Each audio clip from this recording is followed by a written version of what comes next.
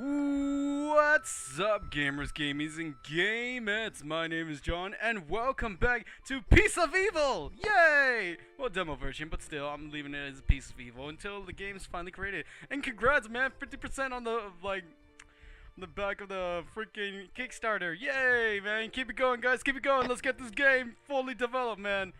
Oh, yay! My new thing, my new chart, my stuff. Yay! New computer parts. Fucking yes! New PC, new games. More rendering time. Anyways, last time we had a fucking long ass stream from before. Killed my voice afterwards. Chilled a little and stuff. But basically, it all started out like talking about like humanity and like fox girls, vixens, like taking over the world and stuff. We were first introduced as the main character. I forgot his name already. I'm sorry.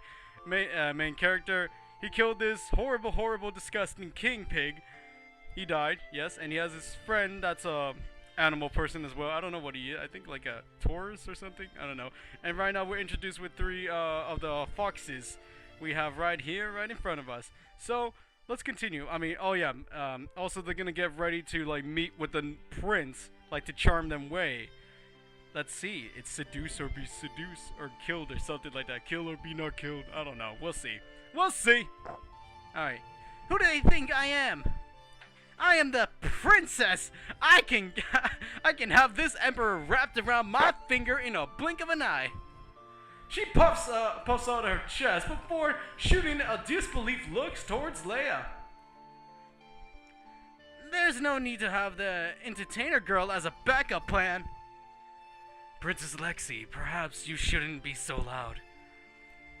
What a bunch of rotten old minds. Eh? Miss Erin, what did you say? Not only did they send young girls to literal mouths of doom, but they also have to choose such a vixen. Leia sweat dropped. And such an old perverted emperor too. What are they even thinking? Leia tried to calm both vixens down. She brought her hands up, trying to avoid Lexi's failing hands and Erin's impending dark aura. I only wish. I'm sorry. I only wish. Wait. I only wish make. Okay, well they gotta change that. I only wish to make the emperor happy, my bad. Miss Erin, I do not wish to compete with you for his affections. Yeah, okay. They immediately silenced both vixens. They stared at Leia with an idiotic, identical look of disbelief before both burst out laughing. Erin was the first to recover. She planted her hands on her hips, a smirk on her face. Compete for his affection, my bad. Why would I want a ruthless monster's affection? But he's not that bad. Compete? Ha! I'm the strong princess of our clan. Nobody would ever think to compete with me. Okay, alright. Of course you're our strong princess, your highness. A smile bloomed on Leia's lips. She stared at Lexi, her eyes earnest, as she watched the princess walk away. That's why I think you'll fit well with the Emperor, as he's strong and powerful. On the other hand, Erin and Lexi hold their step, their faces an identical mass of disgust. Ew. Erin mouthed shuddering violently. You have the weirdest thoughts, Leia. Eh? Leia flushed pink and she suddenly felt stupid. Why? You volunteered because you like him, don't you?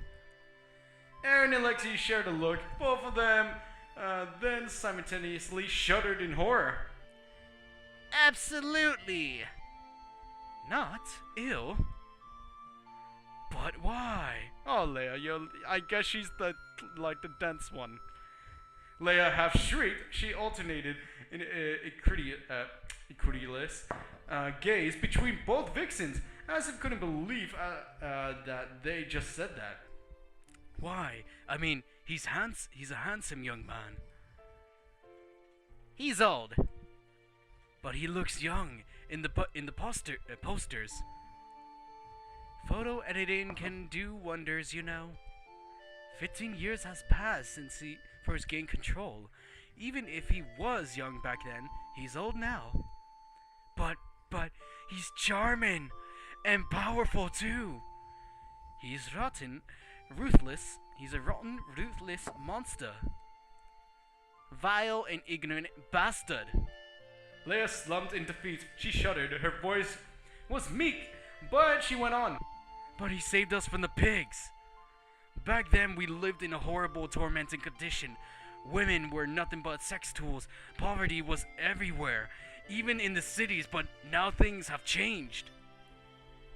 Lexi closed her eyes, trying to calm her own rage. Why are you trying so hard to defend the blasted emperor? We're still struggling now. He has forsaken us. There isn't that much that's different. She waved her hand, signaling that the argument was over. Lesser evils are better than worse evils, to put it simply. But everyone has some good in them. Lexi's gaze was sharp when she spat her words through gritted teeth. Not him. If there's good in him, he would have done something to help us when we're starving, when others isolate us, when when our people have to sell their kits for food. Lexi narrowed her eyes towards Leia's trembling form. Leia's body trembled violently. Lexi's words were a stab of truth to her heart, although she kept her gaze fixed on the ground. Her eyes were red and teary behind her bangs. I wish to show a little bit more of that, but she forced a smile when she straightened her back to catch Lexi's gaze again. Her smile was sweet, but her eyes were sorrowful. Aaron, who has been silent throughout the whole exchange, shot Lexi a warning gaze. Lexi? No. Lexi ignored her, raising her chin with a pure royalty arrogance. She practically looked down on Leia. I believe you know better about that, Leia. Leia went early silently. The corner of her smile quivered, as if she was forcing herself to maintain the smile. Her emerald eyes went teary. She sniffled, but kept the smile. Do I? I can't with the voice. It's too funny for it. It was a long, awkward silence between the three of them, until Aaron decided to step up. Step it up, here we go. She glared at Lexi silently. She was grumbling at the princess. Insensitive, brutal, honesty. Patting Leia's shoulder, she offered the younger vixen a hesitant, awkward hug. Enough of this. Fine. Lexi rolled her eyes and sighed as she walked past the other two vixens in the direction of the city hall. Come, you two. The elders are waiting. We have a mission to complete. Transition. Oh, this looks nice. Oh, well, hello. Rakasha. Rakada, rakada. I don't know. But dang! Oh, I like that. It has a nice dress. I like the. Wow, I like the coloring in this and like the detail on this one too. Nice. I like it. I like the background as well too. It fits well. Background music. Okay, it kind of fits. It fits it. It has a sense like a horror type of vibe in a way, a little bit, I guess. Alright. The earth is rumbling, my dear son. I don't know what the voice. Stop! Hurts! It hurts! It hurts! The sea is restless. The wind is sending me warnings day and night. It was painful to be close to her when she was angry. I haven't seen her this angry since. Mother! Wait, that's her mother? Oh, dang. Oh, well, this is cool. It was a wonderful morning in Asteria. The sky was bright and blue right outside the window, reflecting warm morning sunlight. Oh, I saw this Tayama's trailer thing earlier before. That was cool. That's funny. I saw morning sunlight into my room. The clouds were fluffy and soft looking against the blue sky. That you would have thought they would have been touchable and so nice to lie on. No, they're not. Don't even try to jump off the building so you can lie on a fluffy looking cloud. You'll fall off from hundreds of feet in a deadly velocity enough to turn you into one bloody splat once you met the ground. Oh, okay, no, yeah, that's right. Met the ground. Gravity isn't a myth, you idiot. But really. Okay, it has a setting to it and a tone to it. Okay. But really, it wasn't a wonderful, perfect morning. The birds were chirping. They should put birds to chirping when you say that. Cheerfully. The air was clean and fresh. Put a little bit more ambience to it, like it has a feel with it. Oh, it's this guy again. Alright, let me change the position of the camera. There we go. I gotta get a haircut soon. Alright. The only flaw of this supposed great morning was my clearly grinning advisor. Rise and shine, master. The walking annoyance had the guts to greet me with a sing-song voice. I heard the sound of the pail being pat down, and soon enough I felt his weight sunk in the right of the side of my bed. I internally groaned. Wakey wakey, tofu eggs and bakey. Oh, I love it. Especially the chocolate pan. Oh, especially with the Colombian cheese, man. It's so damn good. Alright. He bounced on the bed of the bed right by my head. His voice got annoyingly louder. I know you're already awake. I removed my arms from his eyes and glared at him. He grinned, but soon as he grinned dropped to a frown when I didn't respond. Master, your majesty. Give me one good reason why I should have not have you beheaded and your head served raw on a platter for my breakfast, Kraus. He grinned again, pointing to his face, eyes wide and bright. I grunted at his cheerfulness. It was still too early for this, damn it. Because I'm too cute to die. The fact that's adorable. That's pretty funny. The fact that he was able to say that like it was the most obvious thing in the world had my eyebrows twitching. My mind was having internal debate whether to punch him or not. But I was still sleepy, so never mind. Master, Eric, Master Eric. I suppressed a groan. He started whining, calling me again and again with an annoying baby talk. I smacked him with the back of my head, and rolled to the dry side of the bed, determined to ignore him. Great emperor or not, I still need my rest, my very much needed rest. Pressing the pillow over my head, I shut my eyes and tried to block his insistent whining. Go play somewhere else. But you have to wake up. He yelled instead, trying to pull me off of bed. Come on, wakey, let's go. I pulled back my arm from his grip. After a brief sleepy thought, I threw my pillow towards his direction. Do not test my patience, Kraus! Aww. He whimpered before I felt the pillow was thrown back towards me. It hit my bare back with a soft thud. The right side of the bed, they should put more ambience on that, like a little sound effect, like whoosh. Probably. I don't know, in my opinion. The right side of the bed sung again as he shouted at me. Wake up, wake up, wake up, wake up, wake up, wake up, wake up, wake up, up. Oh, great. Now he started jumping on my bed. If anyone else saw this, my reputation would go downhill in a blink of an eye. I rolled around to lie on my back. My mood was a wreck. I grabbed one of his ankles mid-air, causing him to fall onto the bed. His legs straddled me. He stared sheepishly at me. I glared back. Kraus. He didn't even seem to be intimidated by my stern voice as he gave me a wide-toothy grin. Yes, your majesty. I tightened the grip of my hand on his ankle with enough force to make him yelp in pain. I can and will silence you in the hard way if I need to. Get the hell out! With that, I released his ankle. He immediately rubbed the part that I had squeezed. His long fingers bruised, along with the bloomin' hand-shaped bruise. He looked up to me, his face twisted to a concerned frown. You're awfully moody today. What time did you go to sleep last night? I yawned. What time is it now? He briefly checked his phone for the time, looking back at me. Oh, well, they have phones. Alright, cool. At me. He seemed confused. 8 in the morning. I had to suppress yet another groan.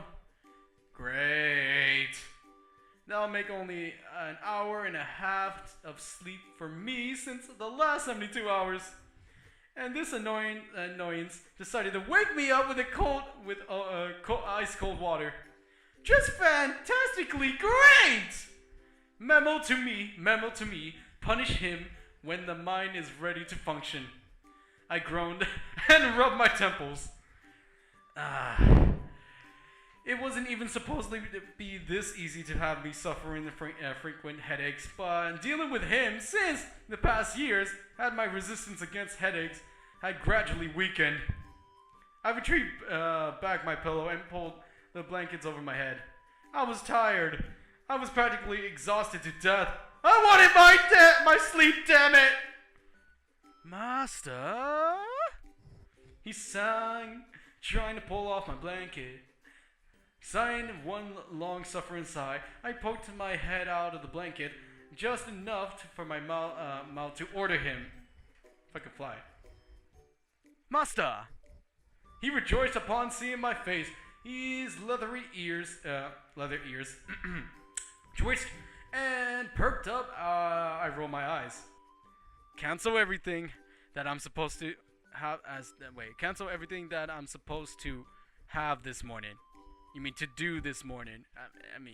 To do this morning. If anyone makes a fuss, kill them, throw them into the dungeon, whatever. Just let me sleep. To my horror, he didn't seem to understand, or he chose to ignore my orders. Either one of those two. Must be the second choice. He wasn't as stupid as he looked like. Oh, master is cranky. He sang song, bouncing right beside me. I groaned and banged my head to the pillow. He's not gonna stop, is he?